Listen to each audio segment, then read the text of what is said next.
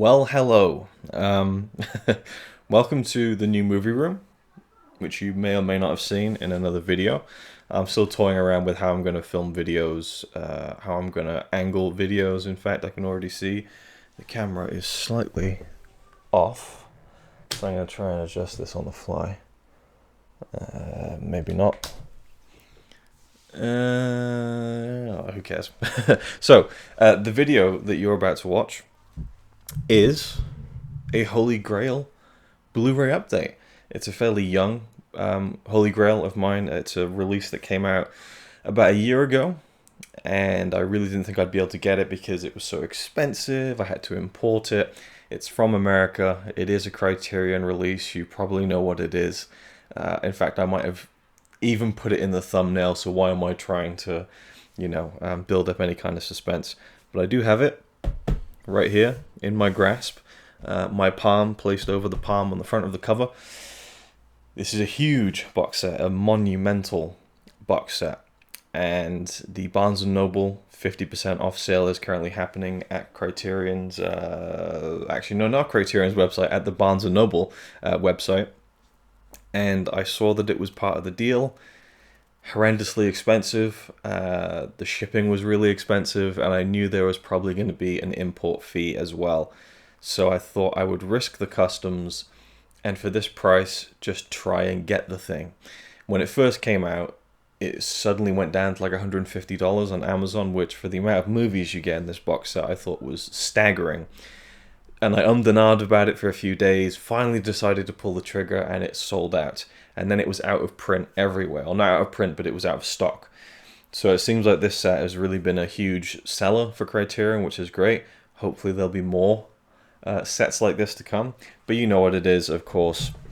It is the mammoth, gargantuan Ingmar Bergman's cinema. Yeah, this isn't even like forced perspective where I'm like, look how massive this is. This is like, to my head, this is bigger than my head, which is pretty big to begin with. So here we have the Ingmar Bergman's cinema Blu-ray box set release from Criterion. This is a mammoth, stunning piece of art, really, in its own right. So the incredible Swedish filmmaker Ingmar Bergman is celebrated here. Last year, I was going to say yesterday. Last year was would have been his 100th birthday. So I believe that was the impetus to produce this massive box set. And so I figured I would get it because I've seen a few of his films and really got something from them. Persona was a huge one that I thought was just mesmerizing, and there's just something about it. I love the way his films look and feel. The Seventh Seal was a great one that I need to revisit, and then I've seen a few other ones like Hour of the Wolf and Shame. So I already actually own a couple of Bergman releases. Where are they? I think they're actually behind me. Let's see. Yes, they are. No, there's two. There's one I haven't seen. It's Fanny and Alexander, so that's on the other shelf. But I do have the release of The Seventh Seal, which is a really nice Blu-ray and a really good film. A really good film. It's a great film. A man playing chess with death himself, and anyone who has kind of grown up in the 90s has probably seen the kind of tribute to that in Bill and Ted's Bogus Journey. But this is a fantastic release, which is included in the Ingmar Bergman's cinema. But apparently in the new box set, it is a new restoration, 4K restoration, in fact. So I have here the backing slip, which I'll go through very quickly. Yeah, I'm kind of like getting lost in my head because there's so much I could say about this set, but I also feel like I'm not going to do a super in-depth video on it at the same time. But we have 39 movies in this box set. And I did get hit with customs, unfortunately, and it was a hefty customs fee. Outrageous, in my opinion. So this is a very expensive box set. Luckily, kind of at this point of the year, I was able to afford it, and it's kind of my birthday present to myself. That's kind of my way of justifying it. I did actually use birthday money to pay for the import fees, unfortunately, but I have it now. The box is mostly in good condition. The box it arrived in was much bigger than the box set, and so it was rattling around and stuff. I think all of the discs were outside of the packaging on the inside, which really stressed me out, but they seem fine. So hopefully, fingers crossed, I won't have any problems with watching them. This is a region-free set as well, which is going to be a lot more convenient for me in watching these films. But we have 39 movies spread across 30 discs in this box set. And I've looked into it, and there are actually a couple of documentary shorts directed by Bergman, and also the making of documentary of Fanny and Alexander. So really, this is over 40 movies, and I worked it out. How much the main price I paid for this actual box set, and how many films were in there. It worked out to about £4 per movie, which I think for Criterion and knowing that the quality, the standard of these movies in high definition is going to be pretty good to great. I think it's a hell of a deal, actually. So the films we have, just for housekeeping, I guess, we have Crisis from 1946, A Ship to India from 1947, Port of Call from 1948, Thirst from 1949, I think that was a precursor to CP's channel, To Joy from 1950, Summer Interlude 1951, Waiting Women from 1952, Summer with Monica and Sawdust and Tinsel, both from 1953, A Lesson in Love, 1954, Dreams, 1955, Smiles of a Summer Night, also 1955, The Seventh Seal and Wild Strawberries from 1957. I really want to see Wild Strawberries. I love Victor Sjöström, even though I've only really seen him in one film, which is the film that he made, The Phantom Carriage. Okay, moving on, we have Brink of Life from 1958, The Magician, also from 1958, The Virgin Spring from 1960, The Devil's Eye from 1960, Through a Glass Darkly, I'll leave that one in for free, from 1961, Winter Light from 1963, The Silence, also from 1963, All These Women, 1964, Persona, 1966, Hour of the Wolf, 1968, Shame, also from 1968, The Right from 1969, The Passion of Anna, 1969, Faro Document, 1970, probably didn't pronounce that properly, The Touch, 1971, Cries and Whispers, 1972, Scenes from a Marriage, the television version from 1973 and the US theatrical version from 1974, The Magic Flute from 1975, The Serpent's Egg from 1977, Autumn Sonata from 1978, Faro Document 1979 from 1979, From the Life of the Marionettes from 1980, Fanny and Alexander, the theatrical version from 1982 and the television version from 1983, After Rehearsal 1984, and Saraband from 2003. So yeah, it felt like the length of a movie just listing the movies. So there is a lot going on in this box set. Digital restorations of all the films, including a new 4K restoration of The Seventh Seal, new 2K restorations of Crisis, Shame, Fanny Alexander, and many others, and so on and so forth. 6 audio commentaries, 5 hours of interviews with Bergman himself, interviews with many of his collaborators and the actors he worked with, the 2 documentary shorts, making of documentaries on a bunch of the actual films themselves, extensive programs about his life and work, behind-the-scenes footage, video essays, trailers, still galleries, and more. Yeah, there's an unbelievable wealth of content on this box set, and the way that it's put together is really quite spectacular. I mean, even just the texture of the actual box set feels really lavish and nice quality. And inside you have 2 books. I'll try and strategically do this so I don't kind of damage anything, because it's all very delicate. And the one thing I have kind of not an issue with, but a concern, is that the book is so gorgeous. I don't want to to kind of sit there and read it and kind of bend the spine or anything. But this is the booklet for this release. And again, very nice texture and everything. Just really, really nice, high quality stuff. So I can't really even, flick through it very easily. But there's stuff on all of the movies.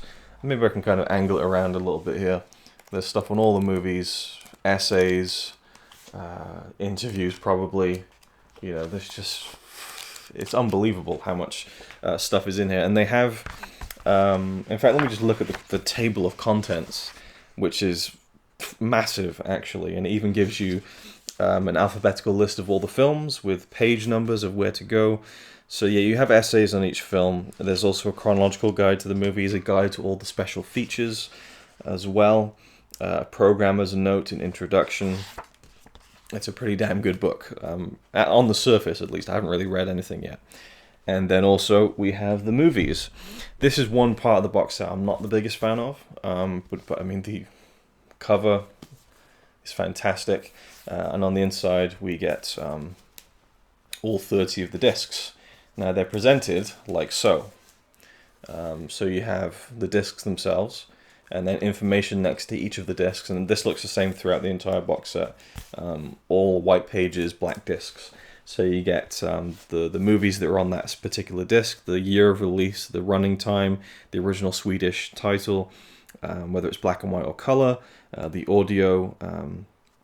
Most of them are in Swedish with English subtitles, and also gives you the aspect ratio. So to me, this is a little plain. I understand it. It fits the kind of elegant design of everything else, but knowing that most of these films, oh well, I don't know if it's most of them, but a lot of them have pre-existing Criterion releases, like The Seventh Seal. I really would have liked to see some of the artwork, the key arts that they used for some of these releases, printed on the inside of the covers. I don't know where you'd put it, even if it was even a small kind of, I don't know, I just would have liked to have seen more artwork and imagery from the films in the actual book that holds the movies themselves. You get a lot in the book, the actual book itself, but it just comes across a little plain to me, which, you know, I see why they did it at the same time, because it just gives it a very elegant and minimalist and classy feel, I suppose, and it's all very clean and simple, which is kind of nice. But that's really all I can say about this at the minute. I know that there are, yes, 18 films in this box set that have never before been released by Criterion, so they pretty much present his entire filmography. There's a few things missing. I almost feel like it's a shame. Like, they went so far with this. It would have been nice if they were able to go the whole hog and get his entire complete filmography. But regardless, an unbelievable, staggering achievement of a box set, I think, and one that I'll enjoy going through over the years. I don't foresee doing a series on this, or I don't know. I mean, I feel like I would love to do a series on this box set and talk about all of the films, but I spread myself too thin as it is. I'm just happy to have it in my collection to enjoy over the years. You know, I just think that it's not something I'm going to be marathoning through, but it's absolutely now, I think, a pride of my collection. I think it looks fantastic. I like the way it looks on the shelf, and yeah, that's a perfect image. I think this is from Persona. So I have, I should say, a very glancing familiarity with his films, so I'm really looking forward to diving deeper into his movies from the beginning. And something I always love, I've said this many times before, is a box set that contains films from a director that really give you a span of their entire career, like the Eric Romer set I have, even the Agnes Varda set I have, which goes from her first film in the 50s to one of her more recent films in the 2000s. So with this one, I think you get from 1946 up to 2003. So this is over 50 years of a filmmaker's career. So I think you do get his first and last feature. So you're pretty much getting a comprehensive, almost complete look at his entire filmography, which I think is really cool.